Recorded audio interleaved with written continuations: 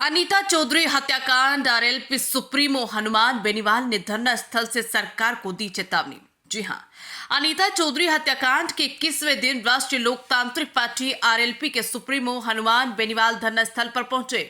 उनके आगमन से कार्यकर्ताओं में जोश भर गया। बेनीवाल ने तेजाजी महाराज के दर्शन के बाद पीड़ित परिवार से मुलाकात की और उन्हें न्याय दिलाने का भी आश्वासन दिया। हनुमान बेनीवाल ने अपने संबोधन में राजस्थान की भजनलाल शर्मा सरकार पर गंभीर आरोप लगाते हुए कहा कि राज्य में कानून व्यवस्था पूरी तरह विफल हो चुकी है। उन्होंने दावा किया है कि अपराधियों को बचाने के लिए सिस्टम लाचार और खोखला हो चुका है।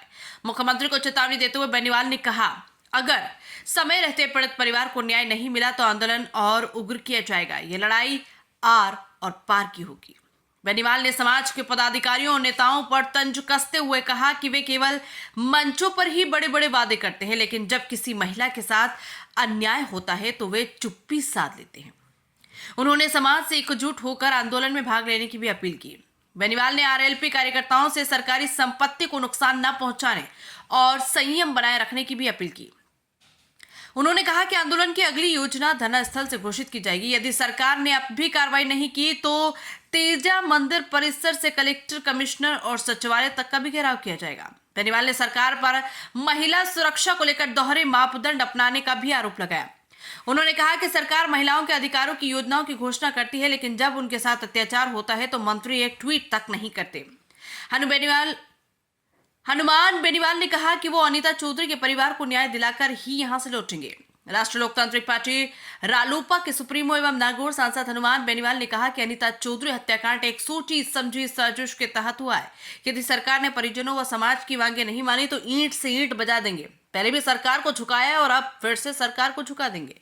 उन्होंने कहा कि पुलिस की संवेदनहीनता ही उन्होंने पीड़ित परिवार को ही धमकाया। इस परिवार को पुलिस ने खूब प्रताड़ित किया है। परिवार आज भी न्याय के लिए बैठा है। इस पूरे घटनाक्रम के पीछे कई और लोगों का भी हाथ। पुलिस ने तेजाजी मंदिर में भी घुसने का प्रयास किया। जब उन्होंने कहा कि सरकार को चाहिए कि इसमें दोषी पुलिसकर्मी डीसीपी, एसीपी और थानाधिकारी को तत्काल प्रभाव से निलंबित अथवा एपीओ करे।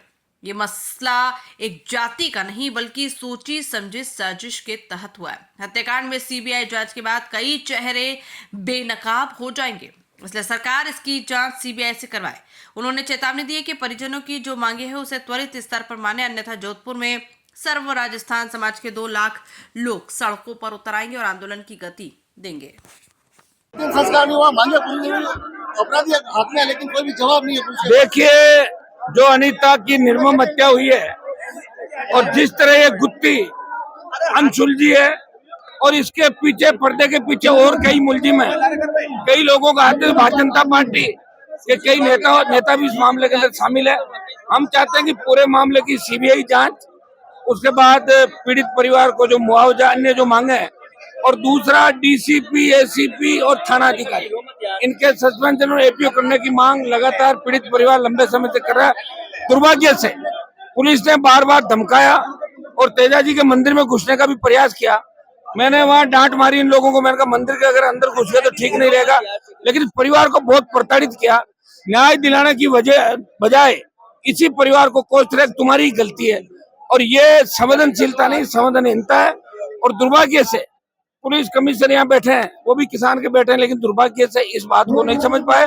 और राजस्थान की गूंगी बेरी सरकार 7 उपचुनाव जीतने में लगी थी, उसे न तो अनीता की परवाह थी, न उन तमाम जो पीड़ित है राजस्थान के अंदर, जो 1 महीने के अंदर अपराध राजस्थान में, चाहे बलात्कारी घटनाएं हुई, चाहे मर्डर हुए, चाहे दूसरी घटनाएं, न तो भजनलाल को कोई मतलब, न इनकी मिनिस्ट्री को कोई मतलब, न ब्यूरोक्रेसी को। जनता को मरने के लिए छोड़ दिया। आज हम यहाँ आए हैं, ये आर पार की लड़ाई का ऐलान है।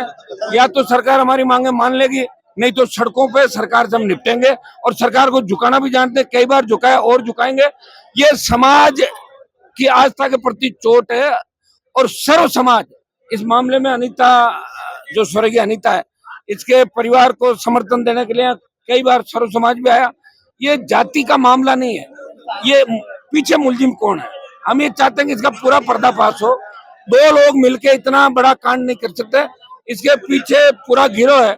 और कहाँ अनीता और इसके परिवार के पास उनके कहीं न कहीं सबूत, ये ऑडियो वीडियो जो आ रहे हैं, इससे निश्चित रूप से इनके पति के पास जो सबूत है, इनको अगर लेके हम करेंगे तो इसमें देश और प्रदेश की राजनीति के अंदर भूचाल आ जाएगा।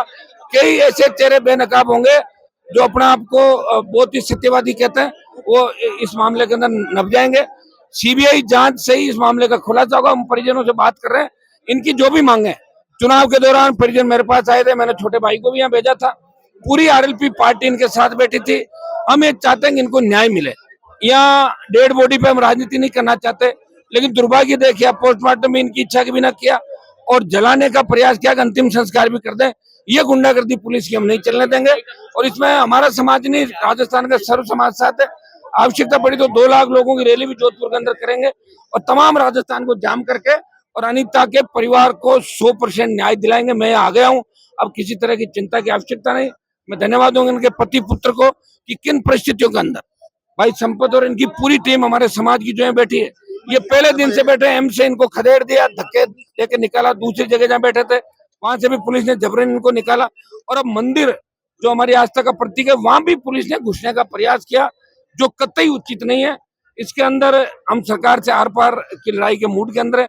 या तो सरकार हमारी सारी मांगे माने, दोषी पुलिस कर्मी और जो लोग हैं उनको यहाँ से तत्काल हटाए, सस्पेंड करें और परिजनों की सारी मांगे माने, नहीं तो सरकार की ईंट से ईंट बजा देंगे राजस्थान के अंदर। और ये तय है, ये जलजला आप देख रहे हो, ये जो जलजला आया अगर ये सड़क पे निकल गए तो आपको पता क्या होने वाला। सर एसआई भर्ती को लेकर क्या कहेंगे? एसआई भर्ती रद्द करने की मांग शुरू से मैं लगातार कर रहा हूँ और मैं चाहता हूँ एसआई भर्ती रद्द हो। पहले भजन लाल और इनकी सरकार ने एसआई भर्ती से तमाम पेपर लीक की जो घटनाएं हुई थी उन भर्तियों को रद्द करने की बात करी थी। मेरी ये डिमांड है कि एसआई भर्ती रद्द की जाए और पुनः नए सिरे से एसआई भर्ती हो, क्योंकि पूरा मामला ही आप देख रहे हैं कितने से ज्यादा लोग निकल करके सब इंस्पेक्टर बन गए। सर नरेश मीणा के जो साथी है वो भी आपसे लगातार संपर्क कर रहे हैं। देखिए नरेश, मैं आरएलपी से चुनाव लड़ना चाहता था, उसको वो निर्दलीय लड़े। वो घटना थी, ये कोई सामाजिक घटना नहीं, एक आम व्यक्ति गुस्से के अंदर होता है और वो थप्पड़ मार देता है। इस घटना को इतना तुल नहीं देना चाहिए। और अमित जो लड़का है वो मेरे नागौर एसडीओ रह के गया, वो भी बहुत भ्रष्ट और हल्के दर्जे का रहा हुआ है, तो उसके लिए समाज उसके साथ है, ऐसी कोई बात नहीं। होंगे कुछ अधिकारी साथ हो सकता है, लेकिन नरेश को इतना दंडित करने की आवश्यकता नहीं। थप्पड़ को लेके जिस तरह मीणाओं के गांव पे पुलिस ने अटैक किया, मीणा महिलाओं को पीटा, मीणाओं के बच्चों को पीटा, गलत गिरफ्तारियां की, ये लोकतंत्र में शोभा नहीं देता। पुलिस सुबह भी जा सकती थी, लेकिन सरकार के इशारे पे नंगा नाच हुआ। मामला तो अमित और नरेश दो के बीच का था, न तो जाट मीणाओं के बीच का था, न कोई और था। वो परेशान था और उसने एक चांटा उसके जड़ दिया। उससे ज्यादा मुझे नहीं लगता कोई 302 का आरोपी था। लोग तो मर्डर करके भी भाग जाते, पुलिस उनको नहीं पकड़ पा रही है। आपको बताइए राजस्थान में क्या क्या नहीं हुआ, उस समय पुलिस कहाँ गई थी? पुलिस ने रेड करी तो नहीं।